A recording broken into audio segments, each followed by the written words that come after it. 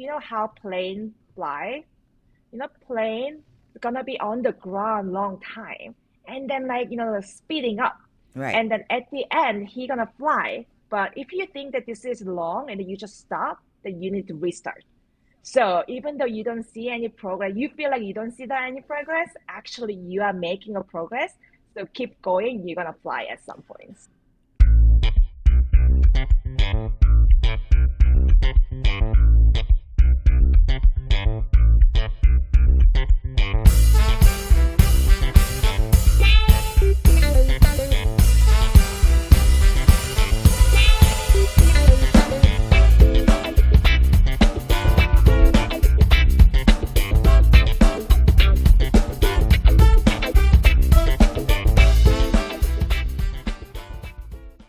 Hi, everybody.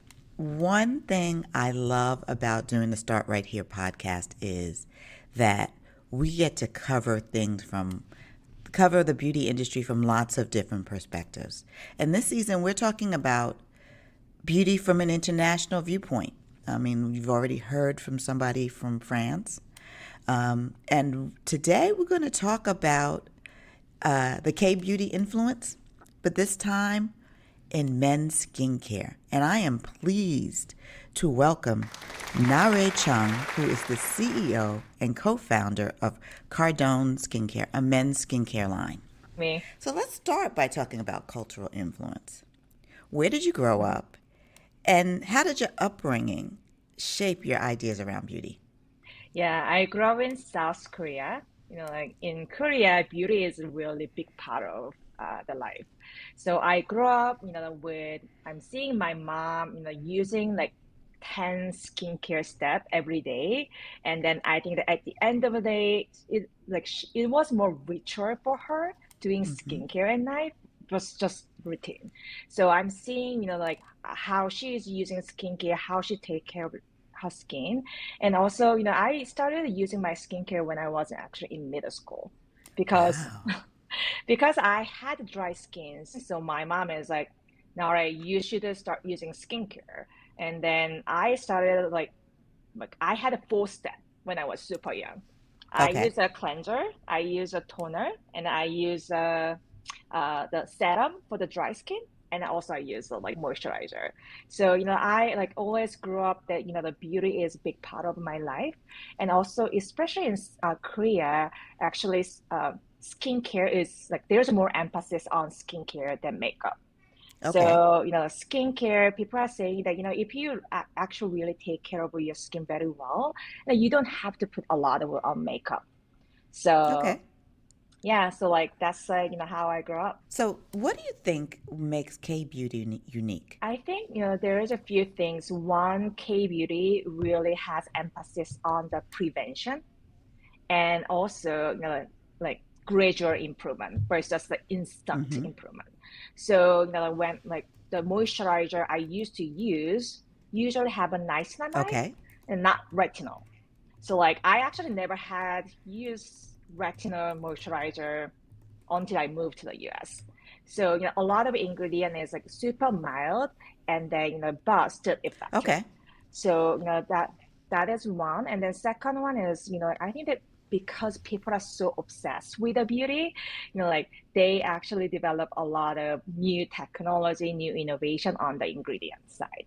So, have you ever heard of have you ever heard of snail mucin Yes. ingredient?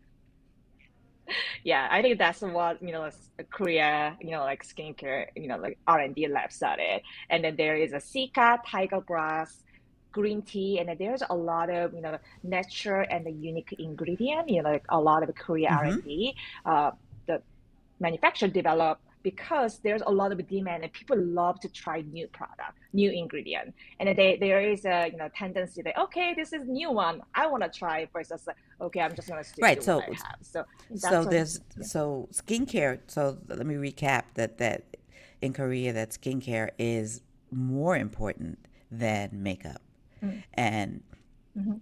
that the ingredients or the innovation when it comes to ingredients are really at the forefront of product I development agree. there. And Yeah. so Yeah. it makes the user adventurous and willing to try whatever the latest thing is. Yeah. So, do you think, I mean, you using beauty products, but was it a destination? Did you think about it as a career or was it a detour for you? I started my career at as a marketing manager at SK2, but still, I would say that it is detour because I studied electrical engineering at Wow. college. Okay. And then, like I was like, okay, I got interested in marketing. And then so, I was lucky to get a job at P&G, Mm-hmm. Procter and Gamble. And I thought that before joining Procter and Gamble, I thought that I'm gonna work for maybe, I don't know, Tide Right. or like those like big household item versus beauty. But I was lucky enough that they put me as a skincare skincare team. Do you know SK2? I do, and Yeah, but I think you should tell people because I'm yeah. not sure everyone listening knows SK2. Mm. Yeah, so SK2 is, Japanese skincare brand, but P&G bought them like 90, 80, something like that. Mm-hmm. So like actually owned by the Procter and Gamble, but they SK2 is, Japanese skincare line, have a hero ingredient Pitera, Mm-hmm. which is come from the East. So, that was my first career. So like, yeah, like I learned a lot from there, Right. So you know. let's talk about that. So you started as a brand manager at SK2, and then you actually worked on a couple of other brands in the P&G Mhm, portfolio. What do you mhm. think you learned at at P&G and from each of these brands that has helped you along the way in your career? Yeah, so I think SK2 was actually taught me a lot on the like why skincare like innovation on the ingredient and also creating effective product is really important for the Mm-hmm. customer. I see that people love about our product, using them, and then actually gaining confidence from that. Right. And then I was really thinking about, okay, that is really important. And also second, they actually taught me a lot about storytelling on the brand story and brand equity, why this brand is special. So, like they have a like story about Pitera, like about the East, but their stories start from the uh, sake brewery. Okay. So, yeah, when the I think when the monk visit the sake brewery, she saw the someone's hands is like really, really soft, Mm-hmm. but she is like old lady, and then he was wondering why her hands is like really, really soft, and then they found out that like um, the secret is from the East. Ah. So then they started developing products. So like those kind of like how they develop the product and how they bring the innovation to skincare, and then that actually resonate with the customer, and then that really taught me when I build a Cardon, how should I tell the brand story to the people, and the how we gonna build a brand, Okay. and So then. what other uh, um, brands did you work on after SK2? So after SK2, I worked for Gillette. So Gillette, it was really different experience. I was working skincare and then prestige skincare products selling in department store. Mm-hmm. And then now I moved to the men's, not skincare, men's grooming, Right. which is selling at Target and Walmart. And so that was really fun experience. Like I think Gillette experience is actually foundation for Cardon Okay. because I learned a lot about what is men's skincare concern when they shave, what kind of problem they are experiencing. And then one of them is shaving irritation that actually, I can share more later that like Right. it built a like Cardon story. And also, I think because at SK2, I was a target customer. So, like like people, when I think about what customer wants, I was like, oh, customer might want this. And then that's actually my idea. Maybe that's not the consumer's idea. But at Gillette, because I'm not target customer, I don't shave my face every day. Right. So I need to I need to ask question to the customer that like, okay, what do you experience every day? And then why you don't like current product? What improvement do you need? And then I really also need to rely on the data that because I'm not the target customer, so like I really look at a lot of data to tell me or make a decision on the, what kind of business direction or what kind of marketing direction I should choose. So that is like, I think that like it gave me a lot of objective view on how customer think and then what kind of, business decision I should make. Right. And then that also helped Cardon at Cardon that like when I make a decision, I'm really looking at the data and the consumer Yeah. interview. That's really interesting. So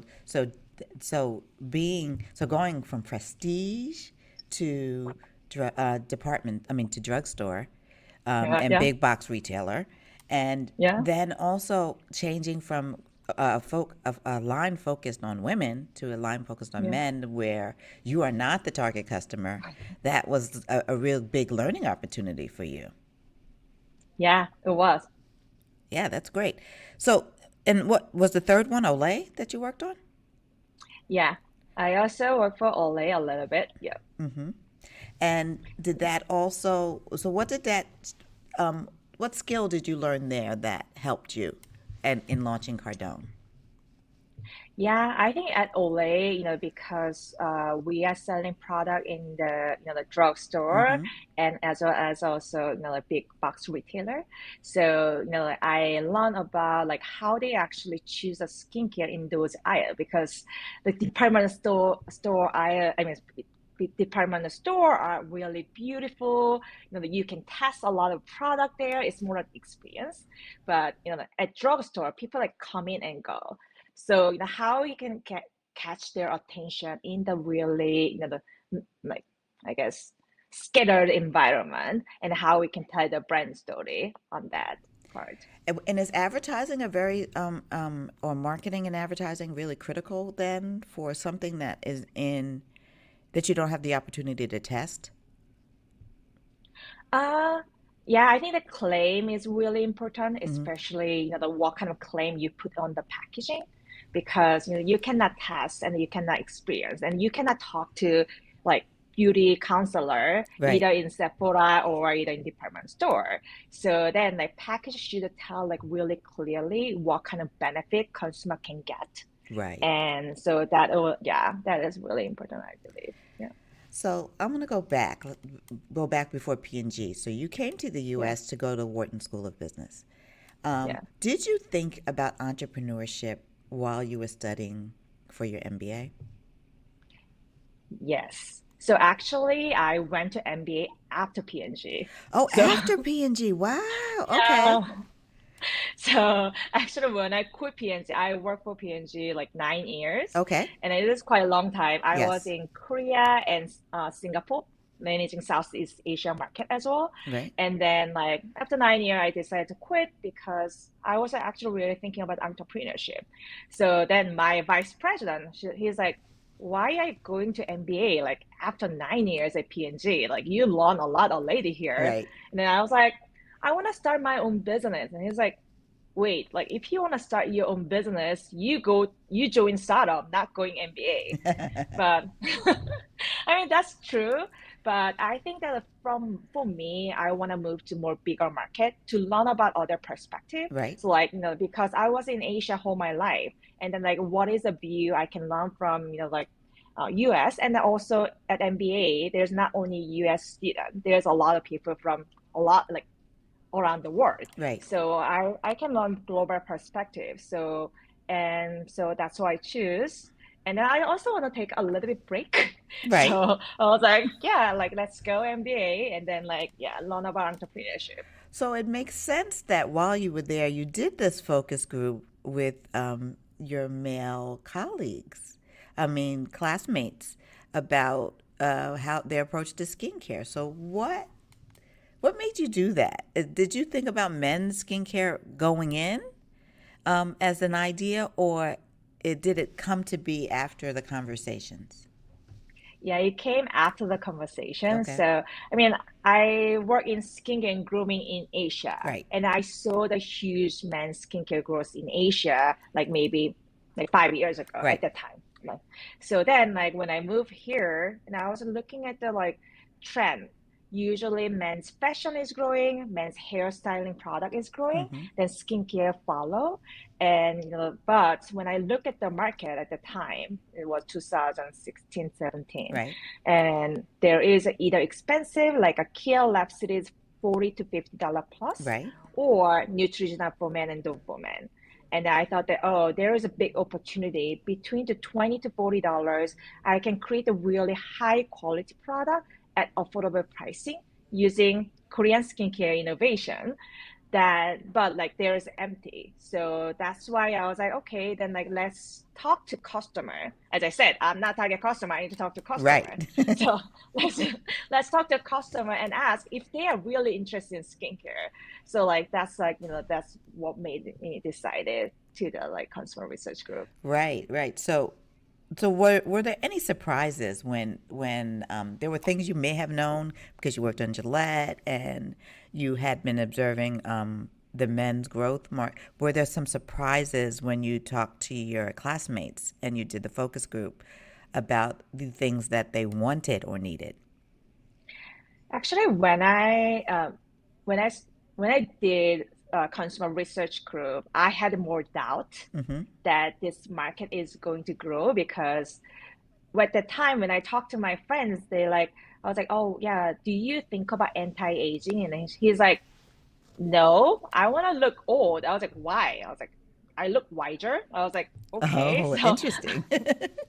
so I thought that, that maybe, like interest is not there much yet, but let's prove with a consumer. So, but I was actually really surprised at how much interest they have in skincare, but they just don't have space to talk about it. Right. So because they don't ask friends like, hey, bro, like what kind of skincare do you use? They don't have those conversations. But when you set it up, like consumer, like the focus group, like we have like seven like our classmates Right. in the same room.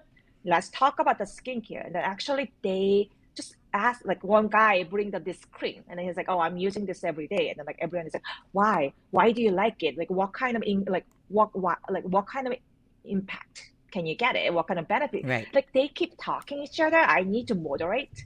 And then I was like, oh, that's really interesting. Actually, they are interested in skincare, but there's no space for them to talk about or ask questions. And so tell me, Narae, what does Cardon mean? Why did you decide to name the line Cardon? Cardon is named after biggest cactus species in Mexico. And the reason is our one of the hero ingredient is cactus extract.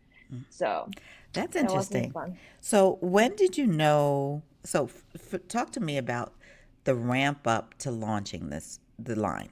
So you Mm. knew that there was space, there was interest, and there was a white space in the market for this brand, for this type of product. What did you do? How did you begin the process of building this brand? So so I met also my co-founder at business school. Mm-hmm. She was my roommate, Oh and wow. then she's yeah, yeah, she was actually a person who pushed me to do the consumer research group. So I was like, I did that actually with her, and then after we are seeing this market, we decided to work together, Okay. and then thinking about what is the first product I should launch, and we choose the SPF plus moisturizer because this is our first product here. Okay. Yeah.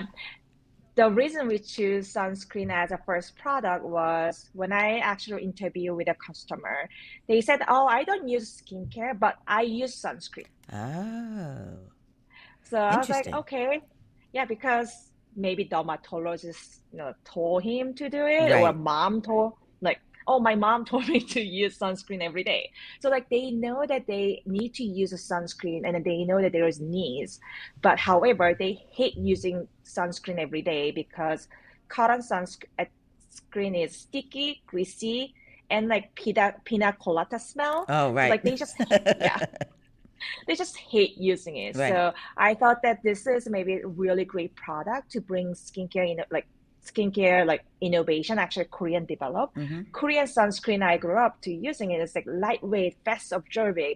And I'm like, I use every day. So that's why, we decided to develop this product as a first product. but it took us 18 months just Wow. developing product. Well, yeah. Well, as soon as you put SPF in a product, that adds to the regulatory hurdles, does it not? Yes, yes. So you I didn't started know with the that. hard product first. Yes, yes. So I had no idea, and then I was like, okay, this is like I think this is a product. The first step of a skincare routine is should be sunscreen, Mm-hmm. and also this is like innovation is lacking, so let's develop that. But like because we did a lot of customer testing, Mm-hmm. actually our classmate was guinea pig. We sent like 100 sample to our classmate. They use it, they gave feedback, and then we improve and improve. And then also regulatory issue that like we need to go through all the lab testing and etc. So it took 18 months. So at that time I was working for Walmart Okay. online grocery team as a growth marketer, because I thought that I learned about brand marketing, product development from the P&G, but I feel like I need to learn more about the retail experience. Mm-hmm. So yeah, I was like developing products on the side while I'm working for the Walmart. So how did you go about finding the right lab and accessing the right ingredients for Cardone? So I think finding the right lab, maybe I was more lucky because I was in the industry. So I Mm-hmm. had like ask people connection, and I was able to secure the one of the biggest manufacturer R&D lab. Wow. So they are actually public company in Korea. Mm-hmm. So like they are big company. I don't know how they bought that on us. They like to develop the product. Right. So that was we were lucky on their part. And second question you asked was Ingredient. uh, So did you also ingredient. source, did you go to Korea to source ingredients? Where did you go to Mm. find the ingredients that you wanted to focus on in your portfolio of products? So first, actually, I asked customer Mm-hmm. what kind of actual skincare concern they have. And then one of the, I guess, biggest and also unique skincare concern men have is shaving irritation. Right. So when you shave, you put the knife on your face. That means you get the micro cut. You cannot see it, but that give you sensitivity issue, redness issue, and irritation issue. So I was searching for the ingredient to help those, and then there's a several ingredients in the list that maybe tiger grass is a really great soothing Mm-hmm. ingredient, and then there's others, and then also one of them was a cactus ingredient. Oh, okay. Yeah. So I actually did a concept test with a customer, and they really resonate with a cactus extract. Mm-hmm. Okay, I have a problem with the shaving irritation. And when I talk about the cactus, they're like, okay, I get it, because cactus is like a aloe, but more vitamin rich. And also Aztec used to use the cactus for the sunburn treatment. So it is amazing soothing property. So we thought that can solve their problem. And then I did like a ingredient uh, researching with a lab together. Okay. So you started Yeah. with the one product, and then where did you go from there? So then after we launched like two more product in I think like 3 months, like was a face wash and moisturizer. Mm-hmm. So that actually and like a the collection of the skincare, Right. and we continuous adding few more products. And then one of the fun product we have is dark circle eye rescue, because one of the top concern men has was not wrinkle, but dark circle. Okay. So we are creating product to solve those problems. And also they are saying that like, yeah, I can use eye product, but like I hate using, like putting my finger on the jar and then like putting on here Right. like small amount. It's like too much burdensome. So we create a product has a 3 ball roller like this. I mean, those are you can see video, you can see it. Mm-hmm. So it's like really easy to use. And then that's like another product we launched. Now we also expand to hair care and body care, because one of the top concern also our customer has is hair loss. Right. So we are also creating shampoo and conditioner to help those problem as well. So how did you launch? When you launched, were you direct to consumer to start, or did you go into retailers? We start as a direct to consumer, and then also the time we launched our product was 2020 January. Wow. So it was right before COVID as Yes. well. So yeah. So we don't have much choices at the time either. But Right. But how did COVID then impact? You're still in business, so you made it through that tumultuous time. How did COVID impact your business? I think first few months was quite tough because like usually we are small team, and Right. then like getting it together and then like discussing, and then like those give us a lot of energy, but like we couldn't meet Right. consume meet our team. And also as a new brand, I should go out more to meet customer, Right. do the sampling, and then talk to customer, go to partnership event and etc. But those we couldn't do that, so it was really hard at first. But we found a way to communicate with the customer, so we did at the time the like a one-on-one Mm-hmm. skincare consultation. And then actually me and my co-founder did it. So we meet customer and they like apply for like skincare consultation. We meet together and then we hear about his concern, and then we suggest what kind of product they should use even beyond our product. And then that gave us actually a lot of consumer insights. Mm-hmm. And also they are like become the really long, lasting customer with us. Right, right. So Because you yeah, connected with them on a level yeah, that is not just buy my product. I'm concerned yeah. about helping you with your particular skincare concerns, and I'll give you the best Hmm. advice I can give you, whether it's my product or Yeah, not. So yeah. that I think that gave you a lot of credibility. If you like what you hear, please subscribe to the Start Right Here podcast and leave a review. Also, you can sign up for our mailing list at thebeautyroundtable.com. So you will be on the know about all the good things coming. How did you weave in the self care for men idea? Where did that come about? Yeah, so skincare is for me like this is more like a practice, and it should be more routine versus just like like one time usage. Mm-hmm. Because sometimes people has a different expectation on skincare because they never use it, Right, so they think that that is like a medicine. Like if they eat once and it just solved the problem. right. But we are teaching not teaching, but like we are talking to our customer, saying that the skincare is like a workout, so you Ah, need to okay. practice. Yeah. Yeah, that's such a good analogy. Yeah, like we are saying that like, yeah, you run like treadmill once, you're not gonna be fit. You just continuously practice those, your I mean the workout, then you're gonna be stronger. Right. Same thing with the skincare. You practice every day and then using it every day, then you're gonna see the like gradual improvement. So then like we talk about then like let's that is as a routine, and that is more self-care routine, and then like you should practice. So yeah. Yeah, I think that's really unique and something that they can understand, because if you talk too much beauty jargon, they may just kind of like zone out. Yeah, but like you will surprise some customer, like I think they really don't know about the skincare start. Like one of our customer asked question about, oh, I see in your face wash saying that you should use like we should use like morning and night. I'm going workout today. Can I use during workout, after workout? I was like, well, of course you can. But like they don't have those knowledge. But like Right. after they start using it, like you're gonna like surprise after 3 months. And then he came back to us. He's like, Nara, like I see this ingredient in this skincare line. Like, can I use it? Or like what does that impact? I was like, how do you know that much compared to like 3 months ago? You Right. have no idea how to use face wash. So yeah.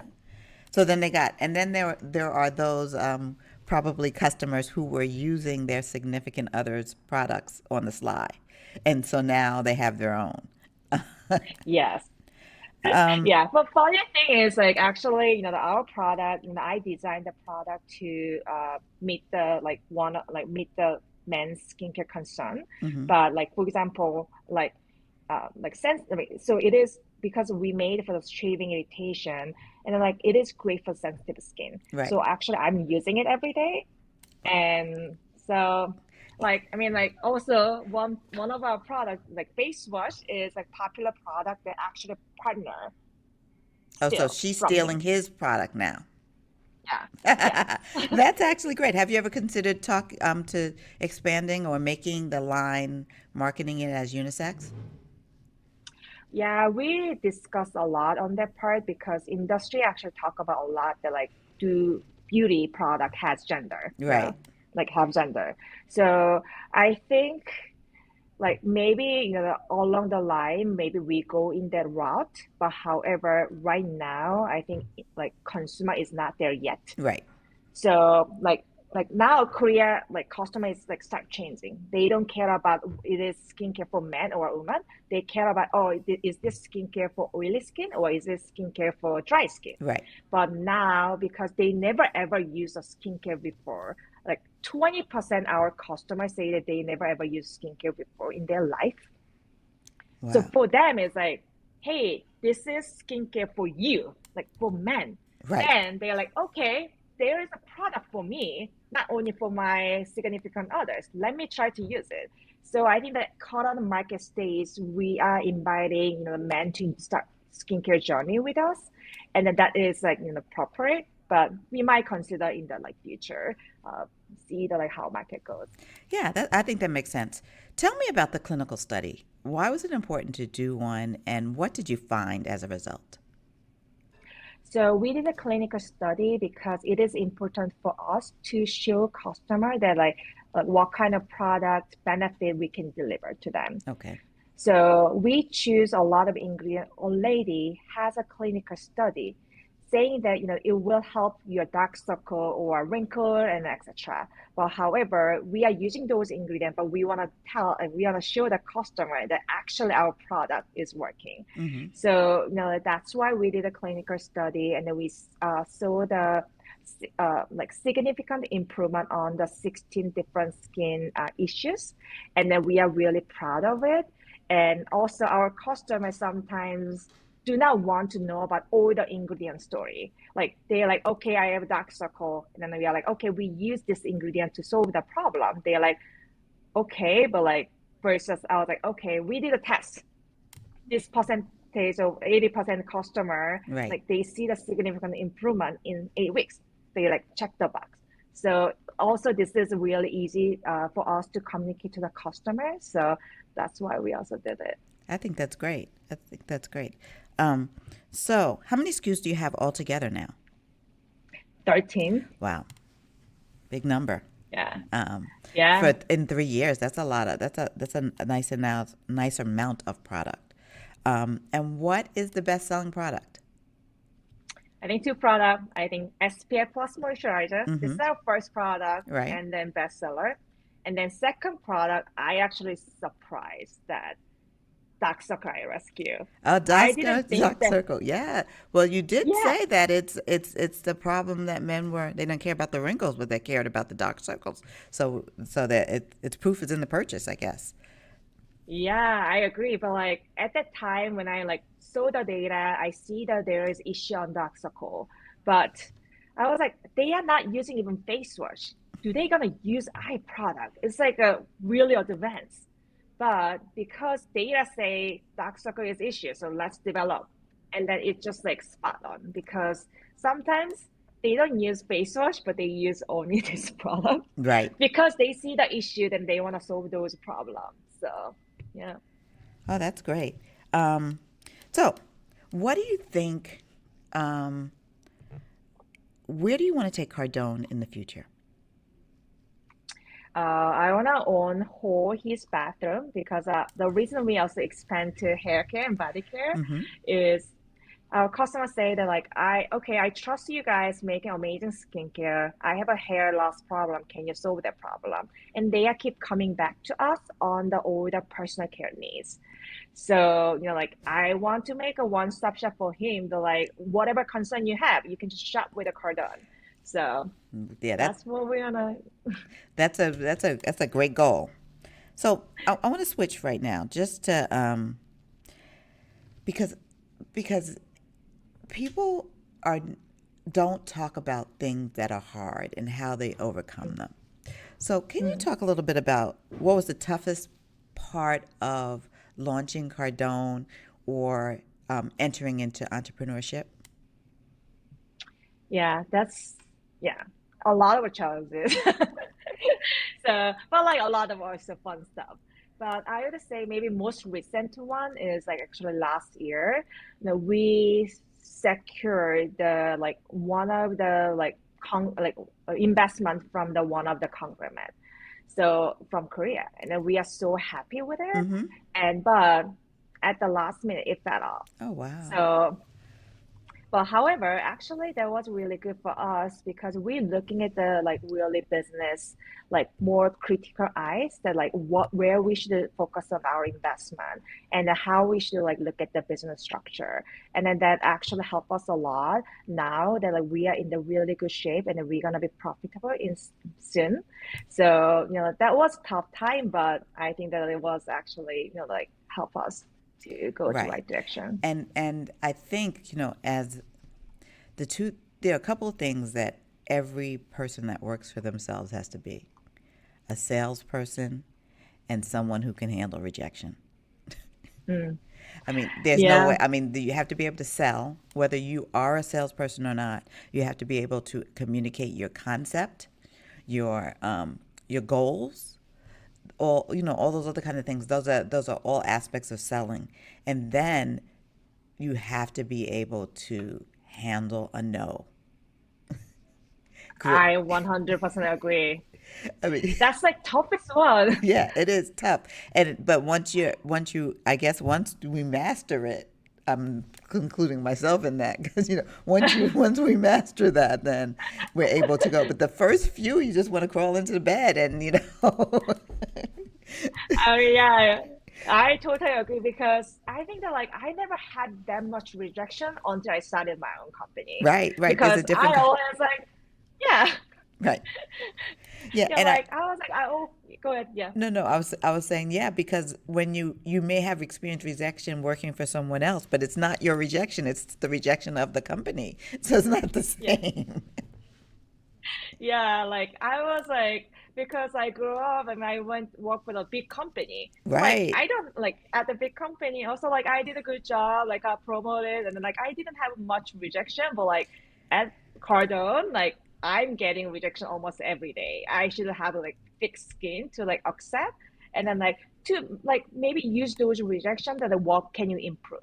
Like, okay, let's like try to get the feedback as much as possible. That will help us our company better. And then we can go to right direction. So like I now like try to change my mindset, but first view was really hit hard. Right. And the last question I want to ask you is, do you have a few tips on for our listeners who may have an idea, and how do you turn your idea into a brand? Yeah, that's really great question. I don't think that there is a one like secret sauce, Mm-hmm. like people can take because I see like a lot of different brand has a different path. Right. But if I choose one or two, one is really listen customer, Mm-hmm. like what they need, because like customer gonna tell you a lot. Like I will always surprised whenever I like talk to customer, they tell me what kind of product they want, what kind of concern they have, like what how our product should improve. And then because I'm building product for our customers, so like I think that like we should like listen customer voice more and more. I mean, Right. more in depth. Yeah. And second, I would say that like building a brand is like a long journey. Like I'm not patient person, Right. but like because you are building brand from the scratch, you need a time to increase brand awareness, also talk to the customer and then perfecting your formula or product and etc. It is long journey, so you should be really patient. Actually, my co-founder mom gave us like amazing story. Mm-hmm. She's saying that like Nare and Jacqueline, like how plane fly? Plane gonna be on the ground long time. And then like, speeding up. Right. And then at the end, he gonna fly. But if you think that this is long and you just stop, then you need to restart. So even though you don't see any progress, you feel like you don't see that any progress, actually you are making a progress. So keep going, you're gonna fly at some point. So Yeah, I yeah, think that's great advice. That's really, really yeah. great advice. Can you tell listeners how to find Cardon and what your social accounts are so that they can follow you? Oh, awesome. So we are like we have you can find us at www.cardonskin.com. So Cardon skin skin.com. It is our own website. You can also purchase at Amazon. Our Instagram handle is at Cardon Cardon. Narae, thank you so much for joining me today. I really, really loved um, hearing about your journey and the development of Cardon. Thank you for having me. That's our show for today. Follow Start Right Here on Instagram at start underscore right underscore here underscore podcast. And check out the Last Word newsletter for my latest musings on beauty and inclusion.